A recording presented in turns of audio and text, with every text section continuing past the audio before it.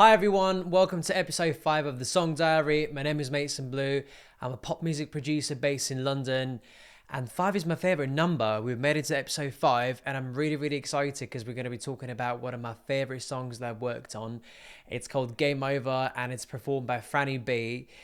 Frannie contacted me about this song in 2023, late 2023, and she first sent me a demo that sounded like this.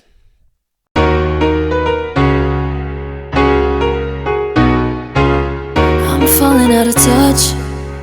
Missed calls, missed almost everything. And when you hit me up, I'm down. And when I first heard the demo, I thought such a lovely tune, very nice and intimate, very heartfelt. And what she wanted for the song was for it to be a dance pop record inspired by artists such as NOTD, and to have a very punchy groove and just to make it dance, and she's very bouncy, very playful. And this is how we revamped Game Over in the long run. Don't leave me when I keep on losing, using up my chances. And the right blood feels a little slow. Don't know how to prove it, don't know what my plan is. It is not game over though.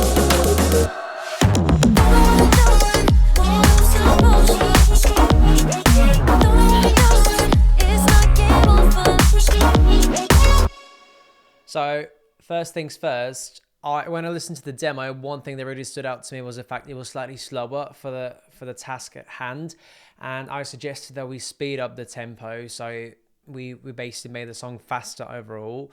And to start with, it's a very complex production because there are a lot of different moving parts there and different textures, which I was really keen on introducing and experimenting with. It was definitely a production that pushed me out of my comfort zone and things that I might have done in the past, which was great, and I really enjoyed the process. So to start with, I started the drum groove just with the soft kick drum.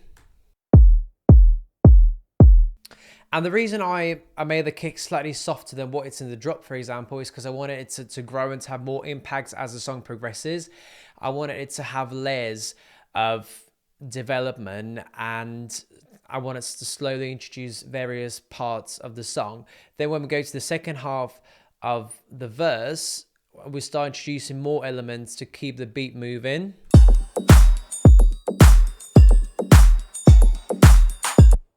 So I've got the clap, which basically carries on the groove, but then I've got some extra percussive elements just to give us more nuances and different textures in the groove, just to create a bit more of a polyrhythm. I love percussions. And I've played with the percussions. I've basically panned part of them slightly to the right, and I've kept the other one centered just because I really thought they complemented the beat if they were positioned in the center. Then when we go to the actual chorus, I break down the beat and we're basically keeping the claps. But then when we have the claps, I've actually layered them. I've got the main clap, and I've got an extra clap, which is essentially a clap snare type of sound. And I really liked the communication between the two sounds. That's why I wanted to have something that sounded a bit more quirky, non-conventional. And then I've got extra percussive elements here. They're basically like clock hands.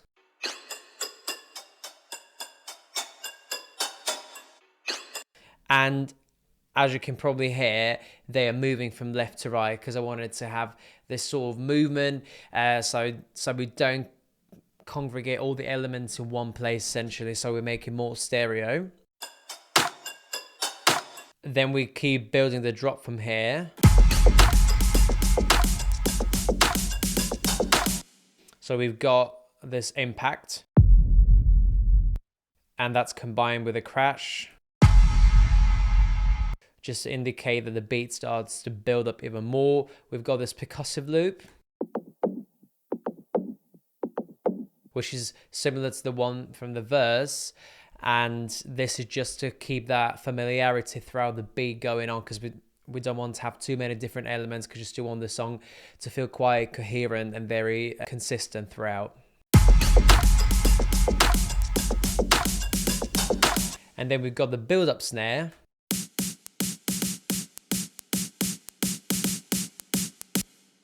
And then just before we go into the drop, I've got a fill. And if you remember from previous episodes, the way I like creating my fills is I like getting different samples that kind of live in this similar sort of realm and to combine them. I've got 4 different samples that constitute this particular fill. And it just gives it more movement.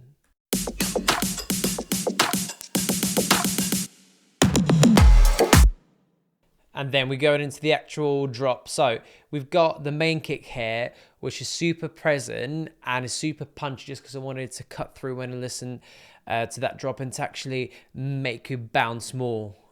So I've got some compression on it just to like tame any transients that are too abrasive.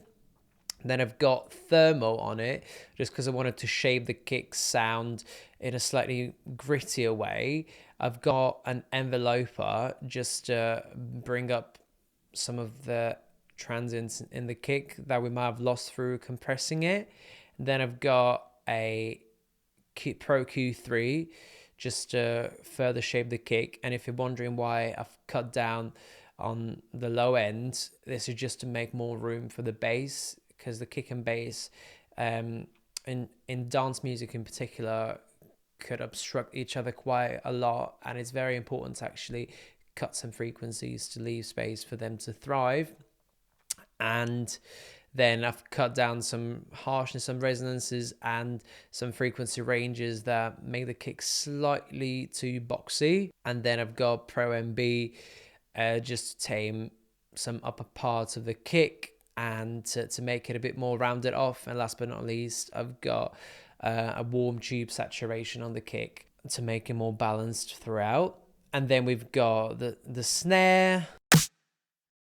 I've got an Oliver snare. I absolutely adore Oliver samples. I think they're one of the best drum samples out there, and I use them quite a lot in my productions, which is a little fun fact.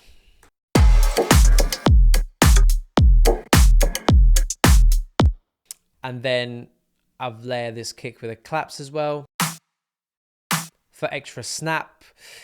And then I've got a crash impact.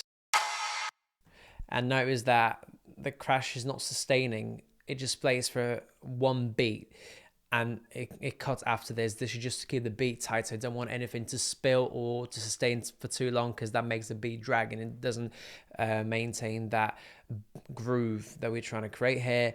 Then we've got some hats and percussions. The percussions are particularly interesting. So I've chopped them quite a lot. I wanted them to feel very trippy, very in between things, just because, again, I wanted the beat to feel super tight, super bouncy, and to complement the main drums.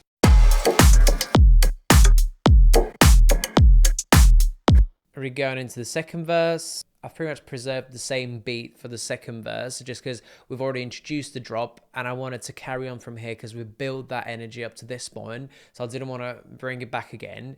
So I've decided to maintain that. And then in the second part of the verse, I've got some extra percussive layers.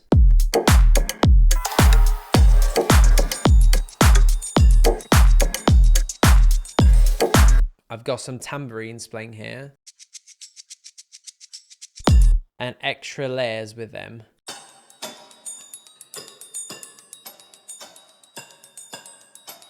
And again, one layer is panned to the right, but then the other layer is moving left and right. Again, we're always creating space by not making it too busy, but at the same time, we're just adding different ear candy to the production to elevate it more and to take it to another level. And then the second pre-chorus.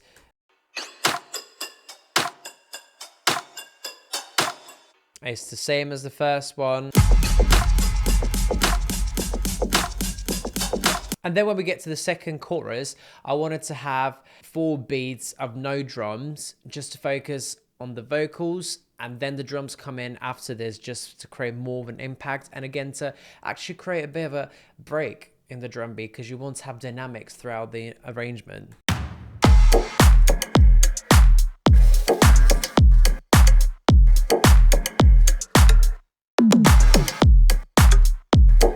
And then when we get to the middle 8, everything breaks down. We're just having a bit of a break from the drums. In the first half, there's no drums. They come from the second half.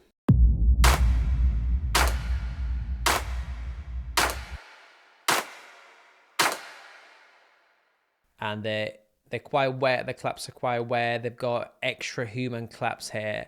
And they're basically creating layers, and just makes it super like anthemic and inclusive, because it feels like a lot of people are clapping their hands. So it sounds very, very big and amazing.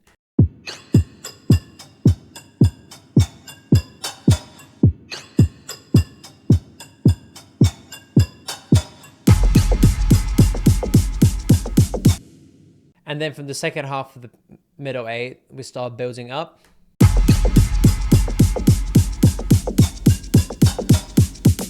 So we've got quite a few different percussive elements from previous sections. They just come in together like a little combination of things.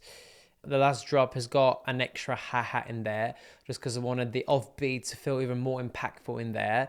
And again, just creating more momentum in the production.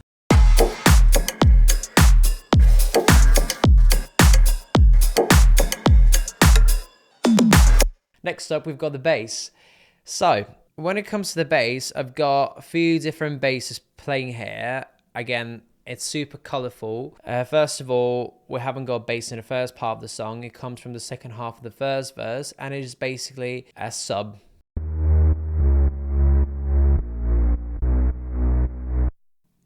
And it's basically the bass lead that I filtered out a little bit just to make room for vocals and still be quite subdued and mellow in comparison to what's to come later.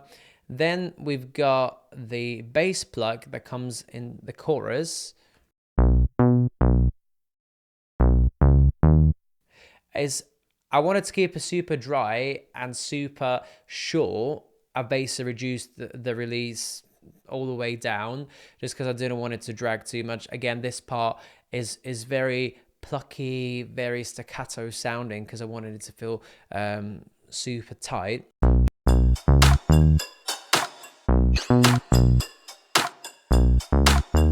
Then we were introducing the bass lead.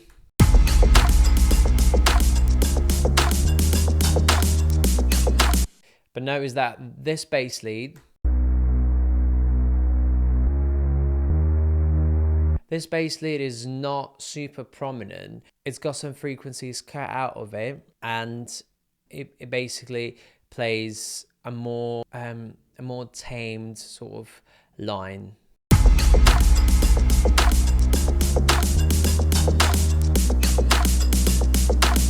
And then we get into the drop. And then just before we go into the drop, we've got this bass texture that's basically a bass slide. And then we've got stab just leading into the downbeat. When we get to the drop, the main bass that's performing here was basically a type of bass that I experimented with. I never had created a bass like that prior to this production. I've basically used different basses and different melodic lines from these basses to make them come together as one. As you can see here, I've got quite a few different basses that perform in this row, and if I play them separately, they would just sound very isolated and very choppy, but if played together, they sound like this.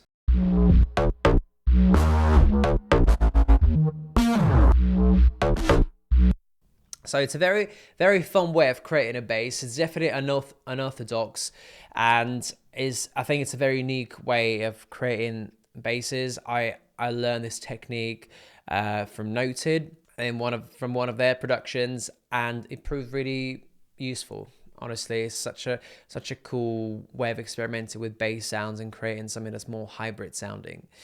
And this bass is sidechained to the kick just to make more room for it.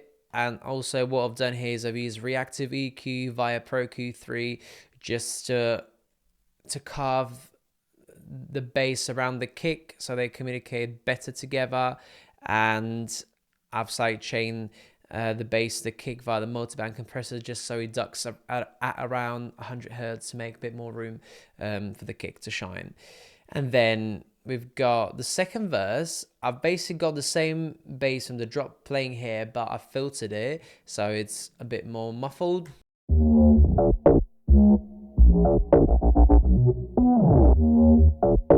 And I've tuned in a different way just so it follows the chords of that particular verse, because the chords change throughout the song.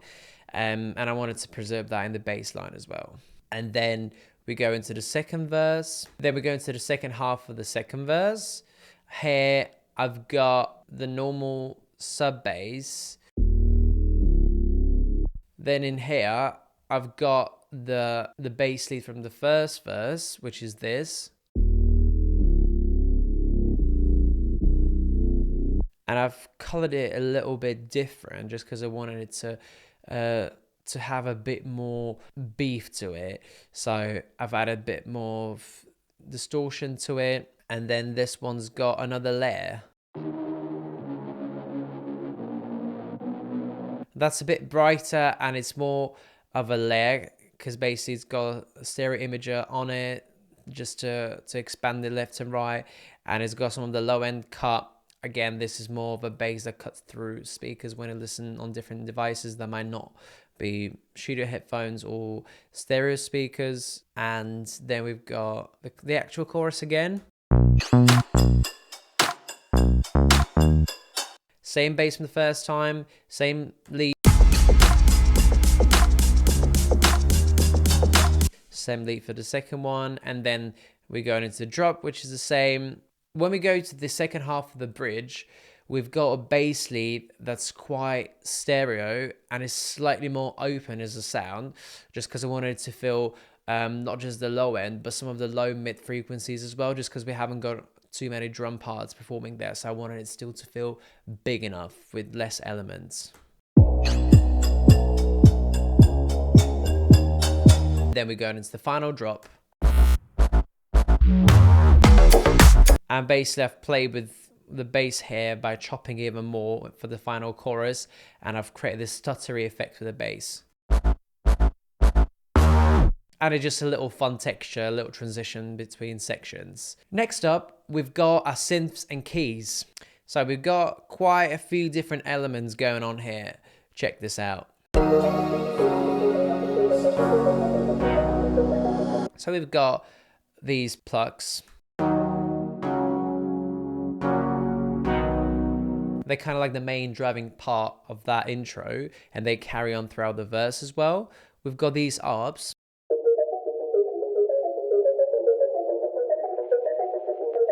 And they start quite lo-fi and gradually open towards the beginning of the first verse.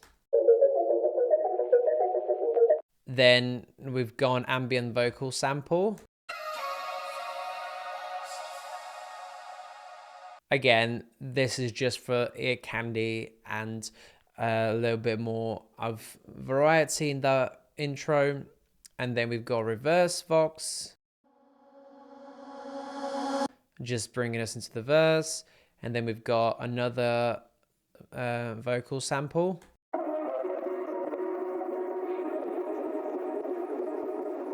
And this one is not a main instrument, but it's there just for extra coating of all the instrument. This is just a sound to introduce low mid frequencies and just provide extra support to other instruments. And I've got a pad drone sound.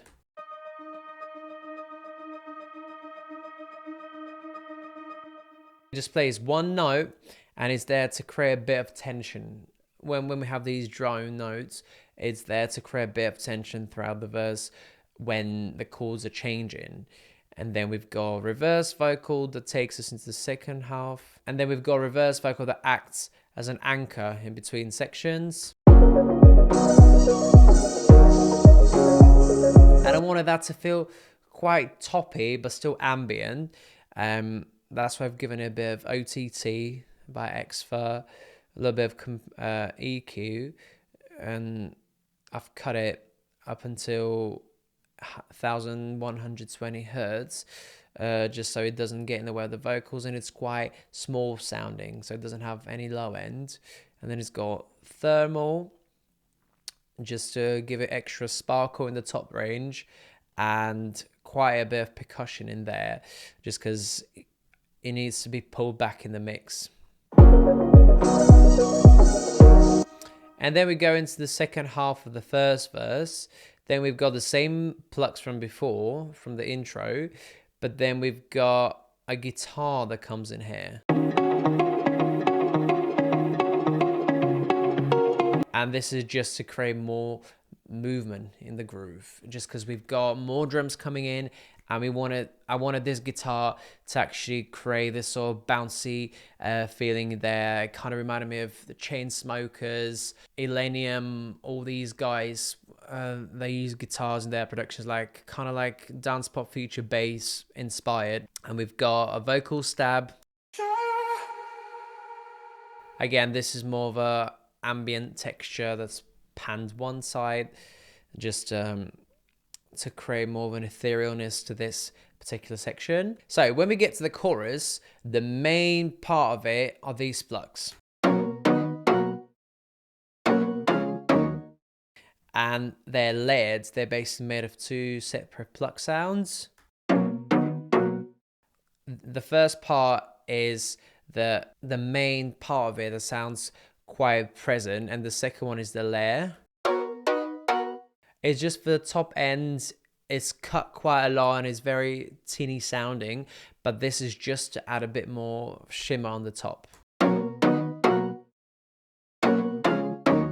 And they're super short. All the release has been brought down to 0. And then we've got these vocal guides. They're more of a texture. I really love them. I basically use the glide feature on the synth just to make them do that portamento. So cool. I love it. And the same thing applies to the plucks, actually. They've got a glide feature on them because I wanted them to be a bit more playful, a bit cheeky. So as you can hear, they're not bum, bum, bum, but they're more like bum, bum, bum. Yeah, just a little stylistic choice in there. And then we've got plucks coming in the second half. A pad. And then we've got an impact. And altogether we've got this.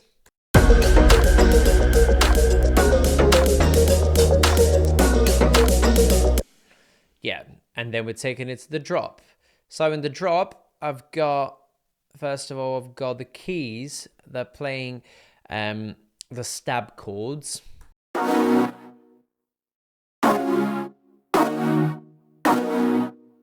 And they're pretty much stabs. They've got quite a lot of different things going on there. They've been made stereo with the stereo imager. They have been side chained to the kick, just so they duck in and out when the kick does its thing. And I've got kickstart on them just like halfway through, so for extra ducking, because I wanted them to come in and out to feel super tight again. And I've removed the low end from them, a little bit of 2 to 5 kilohertz just to make more room for the vocals. Then I've compressed them, a little bit of multiband compressor in the 2 to 5 kilohertz range just to make more room for the vocals and saturation. And this is what we've got with the keys.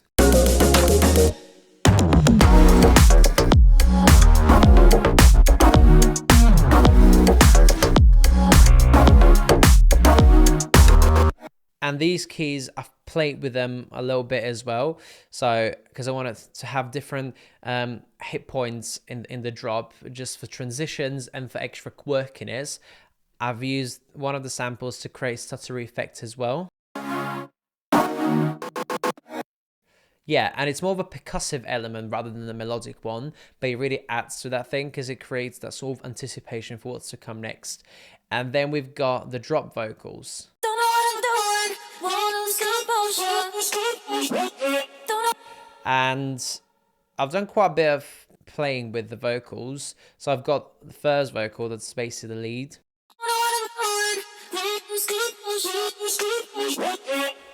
And I've layered it with a lower octave via Little Altar Boy. And some parts have been chopped, sped up, slowed down, just to create that sort of turntables effect. Then I've got another layer, which is basically the lead vocal, which is more clean. We've got the third layer,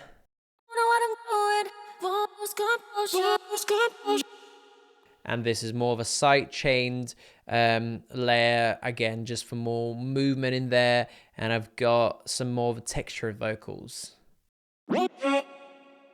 Yeah, they've been sped up and sped down. So this is what we've got in the drop. So the vocals here, they've been basically cut up until 200 hertz and boosted in the 2 to 5 kilohertz range, given some extra shimmer at 12,600 hertz. Then they've got some OTT just for extra sparkle throughout the drop, so they cut through more. Multiband compressor to remove any muffledness from the vocals between 200 and 500 hertz. Vocals normally can sound quite muffled in that range, and it really stops them from cutting through in the mix, especially in dance music. Then I've got a Pro C2 compressor on them and some saturation, and then I've got some reverb through Valhalla. It's quite a lot, 3 seconds, like 3 seconds 40, and it's got a pre-delay on. But what I've done is I've sidechained the reverb to the same vocals, and the reverb ducks in and out, so it doesn't sound reverberated all the time and wishy-washy, but it's a bit tidier. So it basically makes more space for the vocals to be heard properly. So it's kind of like you hear the dry vocal and then you hear the reverb. Okay, and then when we get to the second verse, we've got similar elements.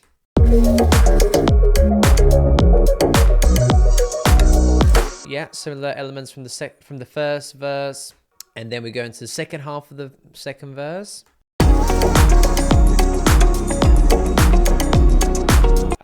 It's pretty much the same here as the first verse, but what I've done here is I've introduced this tremolo pad.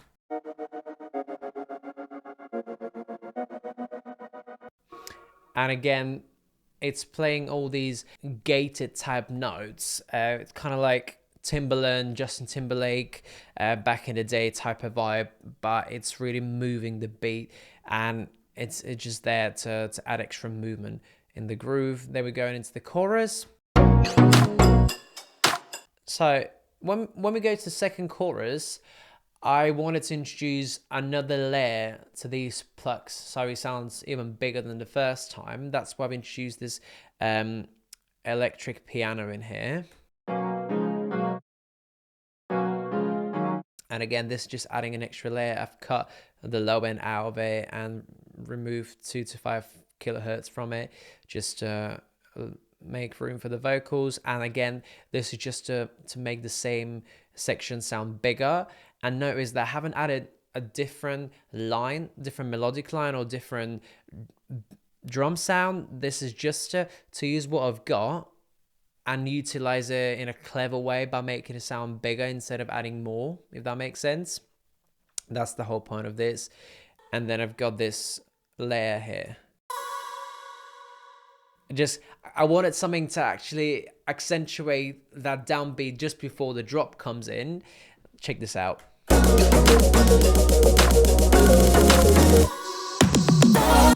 We drop the drums, and it's just that vocal accent. That is so cool. Then in the second drop, I've introduced similar technique as the second chorus. I've added a new layer to these keys, and it's basically a super soul synth. Check this out. And it's quite stabby, super bright, and quite quite dirty sounding, but this is exactly what I wanted there, just because when it's layered with the rest of the synths, it really makes the section really impactful.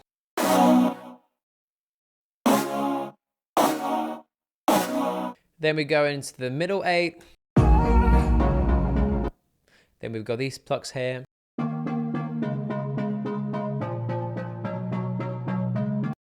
Again, they're just playing 8th notes just to keep the momentum going, because we haven't got any bass here or any drums. So that's why we wanted to have something that keeps the rhythm going. We got these plucks. Similar to the ones from the first verse. Actually, the same ones from the first verse and the intro. Just, again, making that consistency present. Then we've got vocal stab again. Again, similar elements from previous sections just to keep familiarity going. And I've got these plucks. Then I've got this.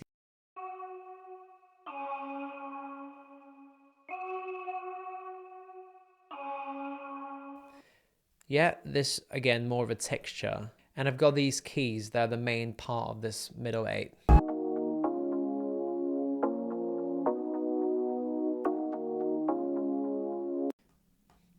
It kind of sounds super nostalgic in a way. These chords are kind of giving me this sort of melancholic, nostalgic vibe. And then we go on into the second half of it, and I've got similar plucks from before.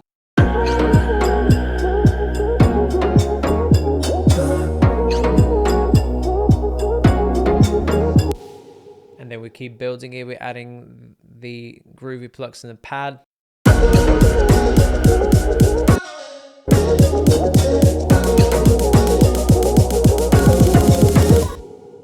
And then the final chorus is the final chorus. What's interesting about this middle 8, the second half of the middle 8, is that we've got the vocal drop as part of it. So I basically filtered it and put in there just to subconsciously introduce that familiarity with the drop. Check this out.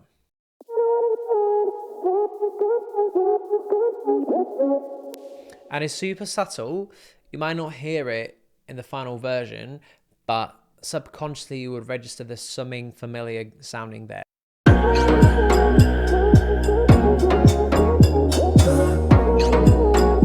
then I've got the pad. And then we layer it with another pad.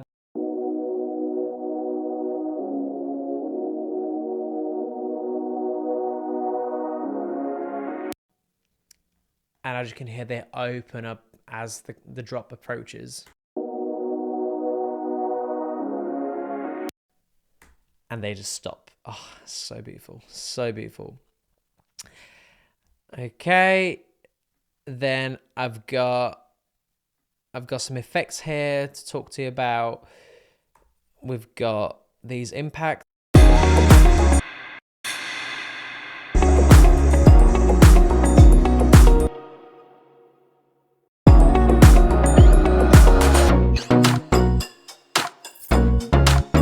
And what I've got here is, I believe I've got keys sound, like door keys. They're just been warped and reversed. Yeah. Then some extra percussive elements.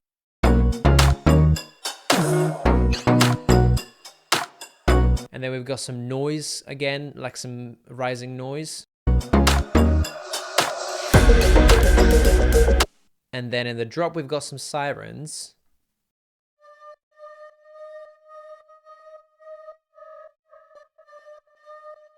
They're super quiet, but they're more felt than heard. And again, this is just to create a bit more tension, a bit more anxiety in this part. And then we've got noise. Again, super punchy, like the noise very short, and it's there just to accentuate the downbeat as soon as the drop comes in, and to make it more impactful when you hear it.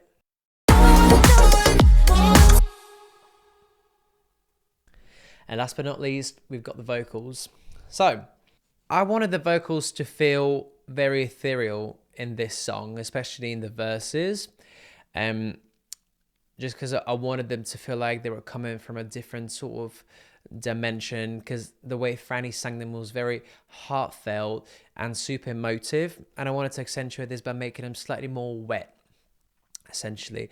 And I've got the usual things, some EQ just to tame some resonances that are like a bit nasty, and I've got compression, I've got additive EQ just to enhance some of the upper range of her vocals, and then extra compression just to blend the vocals a bit more with the mix. I've given her some OTT.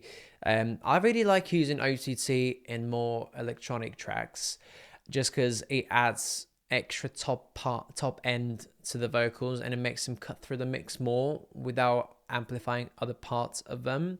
Then I've got the de-esser.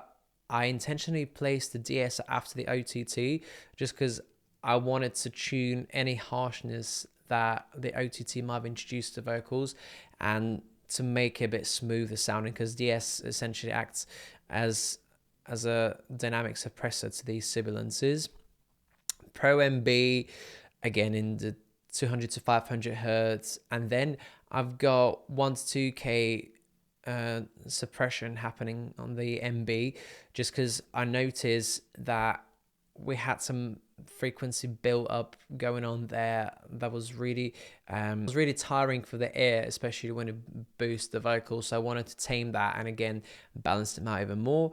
And they've got some compression in the 10K above frequency range just to remove any abrasiveness in there. And last but not least, I've got the saturation via Saturn too.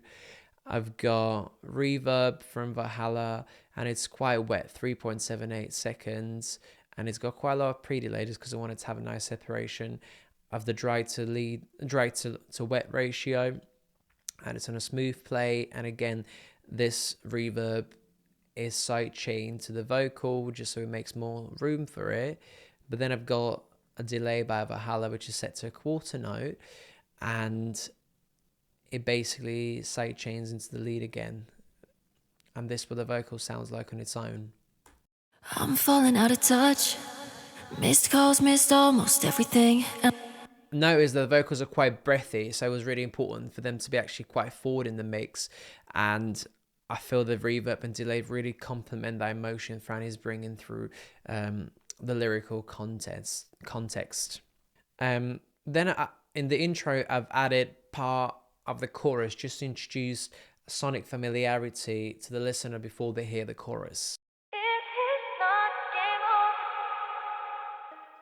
Mostly sounding. I really wanted it to just be in the background as if it were just like coming from a different world.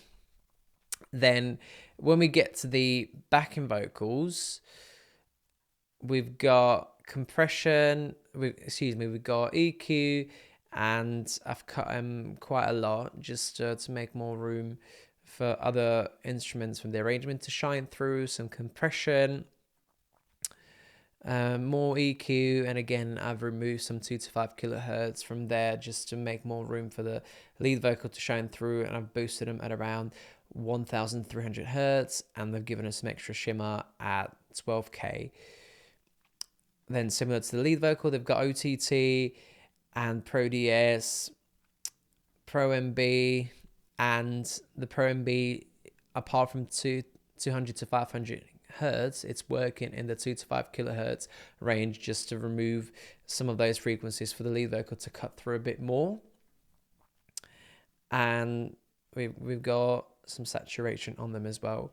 And then we've got quite a bit of reverb, the sidechain to them as well, and same thing with the delay. And this is what the vocals sound like. Don't know why I'm barely breathing, no air when I need it, watching all my senses leaving. Then I've got some ad-libs from Fran. I'm so down. I normally wouldn't make the ad-libs so wet, so reverberant, but I really thought that it complemented the context of the song, and it really enhanced the message of what we were trying to convey. So I've made them quite ethereal. And again, I was referencing artists such as like Tate McRae, just for ghostly ad-libs.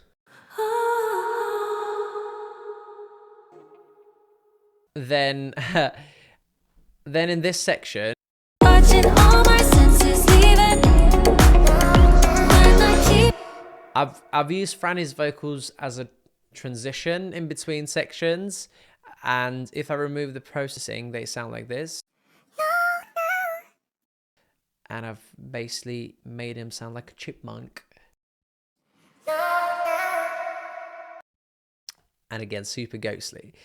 And last but not least, one of the most exciting things about this track was actually getting the Oxford Youth Choir involved. Frannie worked with them and she arranged the backing vocals, and she got a lot of people, a lot of kids and some seniors to perform in there. And it was such a refreshing experience to actually hear all this come to fruition and actually watch the video of them rehearsing and recording the vocals, which is such an adorable moment. So this is what the choir sounds like. keep on losing, using up my chances, and the right path feels a little slow. They're so good, honestly. I loved working with the choir in a song, because it's not every day they actually get to work with a choir, and it just made it so much more magical. This happens in the chorus. Keep on losing, using up my chances. I basically kept the choir dry here. They haven't got any reverb. I've given them some EQ, some compression, just to blend them a bit more with the track. And I've boosted them quite a lot just because they sit a bit more in the background. So I wanted them to still feel quite present, very close to lead vocal level wise. I've given them some OTT in there just for extra spark, and saturated them, and I'm giving them a bit more drive on the saturation, again just because they wanted them to cut through the mix more and don't get lost. And then when we go to the pre-chorus, when we go to the middle eight, Don't know what I'm proving, if it's worth the bruising. when we go to the middle eight, I've given them a lot more reverb just because I wanted this part to feel epic. I wanted this to feel quite empowering in a way, because we have all these people singing and it's just such a magical moment when you hear it. Check this out. Don't know what I'm proving, if it's worth the bruising. Don't know what I'm doing, won't lose composure. It's honestly so cute. I loved listening to it. I actually got a bit teary when I was working on it, just because I've been in choirs, I've sung with choirs, and I still do up to nowadays. And I know how much work goes into crafting this particular sound for everyone to be tight, to be singing in the same rhythm, and to actually sing as one. This is the magic of choirs, just because it's type of communication that can't be described. You need to feel it. And yeah, it was such a magical moment. So I'm really grateful to Frannie to make me part of this project. And this is what the song sounds like in the end. It's not game over. When I keep on losing, using up my chances, and the right path feels a little slow. Don't know how to prove it, don't know what my plan is. It is not game over, not game over. Don't know what I'm doing, won't lose composure. Don't know what I'm doing, it's not game over, game over, no. Don't know what I'm doing, won't lose composure. Don't know what I'm doing, it is not game over. Hi there, thank you so much for hanging around and watching my video. Don't forget to subscribe and show me your support. Thank you.